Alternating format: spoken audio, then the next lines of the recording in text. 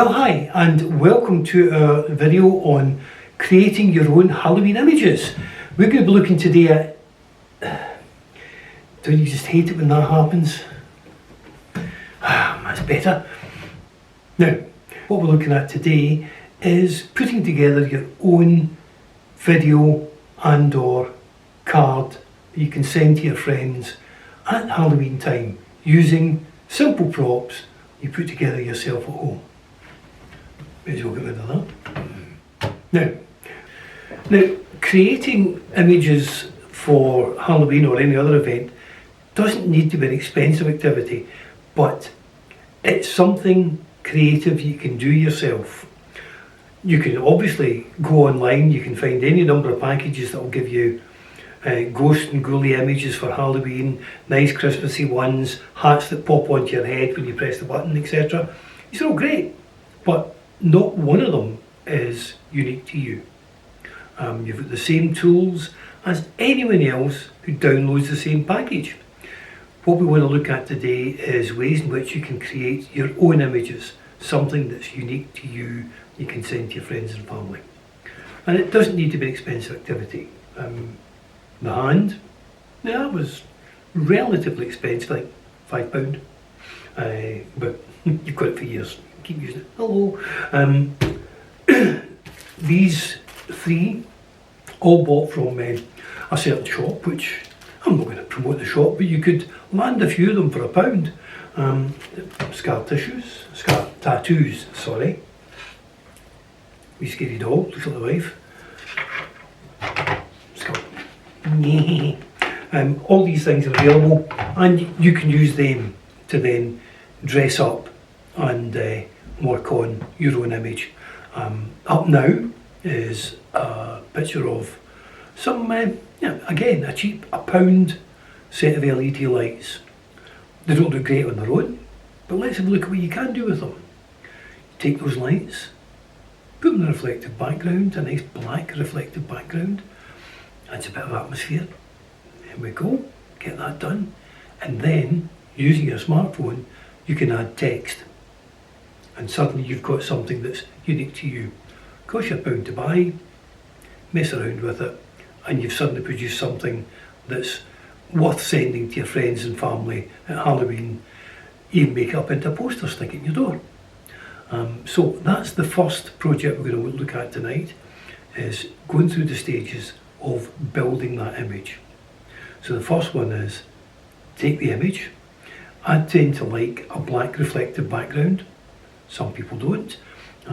I keep black reflective tiles just for doing that. But you could also use a garden table or any other surface that you want.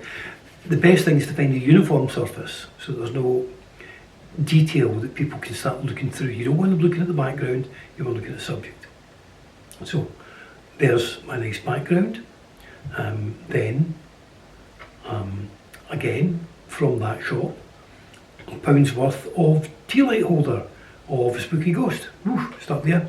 And that then, so now I've spent £2 and I've got something that looks a bit different. All I did then was put those into the computer. You can do it in your smartphone and remove the reflections on the back. So it's got a nice plain background. There's still all the reflections on the ground. Now in the back, where I've taken away the reflections, I've got space to add text. And there I can put my message, and I can change that message next year, put a different message on it. So if you want to just keep reusing the same one, you can, and keep using it every year, but just add a different message or the date, year, whatever. So that's our first project, is creating one entirely using your smartphone or your tablet. Shoot the image, remove any unwanted elements from it using the editing tools that are on your smartphone or your tablet, and then add text. Dead simple. And you've suddenly created something that's unique to you, and your friends will really enjoy the effort that you put into doing that. And now we're going to have a look at some more complex ones. I'm just going to show you some images of complex ones that I've created over the years as family Halloween greeting cards. and then we'll look at a couple of those and how to build the stages that create those cards. Okay, let's move on. Well, time to move on to our more complex Halloween pictures, and for these you do need a bit of equipment. First of all, you need a tripod. Now, you need to spend a lot of money on a tripod. The tripod that the camera is currently sitting on is £200, and I need that for a very large, very heavy camera in poor weather conditions. I don't need it in the house for ordinary photography. This wee chap extends almost the same height, pretty stable, and cost £20, and that will do for most things. But if you're really on the budget, there we are. That shop again, where all the Halloween artefacts came from, £1, and it will take your mobile phone and that clip on the top, or you can remove that and you've got a tripod bush for a camera. So you don't need to spend a lot of money getting the tripod, but you do have to have a tripod or something you can rest the camera on and make sure it's steady for these other images. So the other thing you need to be able to do is work in layers. Now, layer simply means different sheets of paper in effect in front of one another on the computer, and any software package nowadays for manipulating pictures will have that in it. Smartphones, you can download them for smartphones, tablets, they're easy to get your hands on and they're easy to use. You just need to get your head around about the fact of dealing with more than one thing at a time. So let's have a look at the image of Elizabeth Nye with her head cut off, a Halloween image that we used a couple of years ago. And that in effect is two pictures, and this is why you need to be able to use layers. Here's the first picture, an empty seat, curtain. Why? Because we're going to cut the heads off the people, and there has to be something behind the heads to fill in when you cut the heads off. So, second picture, there's Elizabeth Nye sitting, cameras on the tripod, remember, nice and stable, nice and steady, and what we did was we took 4 pictures, each with Elizabeth with her hands at a slightly different distance apart, so that we could then find the one that was the right one to put my head in between. Okay? So then what we do is we take those 2 images, put them together on the computer, put the empty one, the one without us in it, as the base, put the second one on top of that, and cut out the heads. When you do that, then you can then erase the space on it so that the one behind shows through. So there's no break in the curtains, it looks natural, looks right. If you try to do it with a cloning tool, which some people might try to do, you'll see breaks in the pattern in the curtains. So that way you can do it without having breaks in the pattern. Put the 2 together, and then what you do is take the heads that you've cut off and put them, well, where you can see them.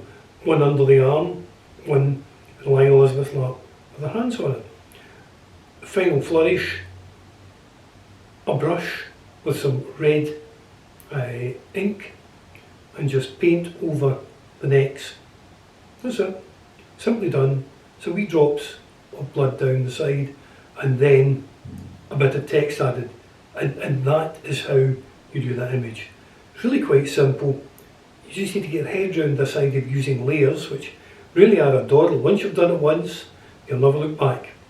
And you need something to stabilise the camera. Tripod's the best bet.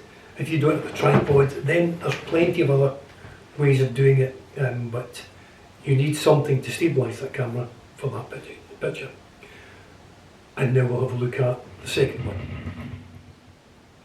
Oh, sorry. You're back. Now, let's have a look at the other image that we showed earlier on, and this is a much more complex one. Again, we're using a tripod, we're using layers. So where do we start? Well, we start with a picture of Elizabeth in a witch's outfit, just striking a pose. Take that, then take one of me, stretching over the back of a chair as if I'm trying to climb out of something, and we get those two safely in the camera. Then the spider. Shot the spider, and that's us ready to go. What we then have to do is take those three images, and as we showed in the last example where you cut the heads off, this time we cut the entire people and the spider out of the images and leave them in a separate page. Now, it's hard for me to show you this because you can't show it digitally without using a computer screen. So I'm going to show you two of them, the spider and myself, as cutouts. But they're just printed onto paper as a JPEG, but you can't move JPEGs. When you've cut them out, you can actually move them round about and position them, get them where you want them, and that's the key to this whole process. So I've now got a cutout of Elizabeth, I've got a cutout of me, I've got a cutout of the spider. Find the background. So then comes the picture of the museum in Siena. This is the Museum Cathedral, sorry, the Siena Cathedral Museum. So we put that in, nice atmospheric shot, and then we position Elizabeth in the corner with the wand, the spider in the middle as if it's chasing me, and then me in the corner climbing out the picture. Climbing out the picture looks a bit dodgy, a bit difficult. It's actually very simple, because what we do is cut my leg off, okay, and cut my fingers off where they're going outside the frame, and then we put the frame on the picture. Once we put the frame in the picture, we then put the leg and the fingers back in. No one can see the joints, and we've suddenly got somebody climbing out of a picture, and that's how we put that one together. So there's some ideas for you for a Halloween image, for sending to your friends, making up posters, putting in your window, or emailing out to your friends as a Halloween card. So simple edit on your mobile phone with something, an artifact, a wee Halloween head, hand, anything like that. Put scars on your face with the packets of these things cost £1. The only thing to remember is have some hand cream or face cream handy, because it won't necessarily come off with soap. You could be left with it. You need to be able to, an alcohol rub, kill it straight away and get rid of it. But you can do those, and then it's simply a matter of adding text, and the text is in the editing tools on your smartphone or your tablet. Dead simple, literally the work of 5 minutes, and you can have a professional looking Halloween card. The other ones take a bit more effort, take a bit more time to work on, and take some tools that you may be not familiar with. You need to be able to work in layers so you can add different elements. You need a tripod or something. A brick out the wall will do, as long as it holds the camera steady. Something that holds the camera steady at the right height is what you need. Tripod's the easiest way of doing it.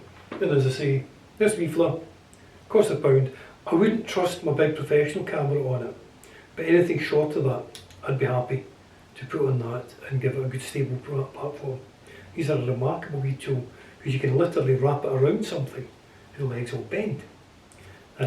Or just use it as an ordinary tripod and the head moves, pivots. So great value for £1, and you're then in a position to take all these different things. Once you've got that tool, it's obviously not just useful for Halloween pictures, you can use it for anything.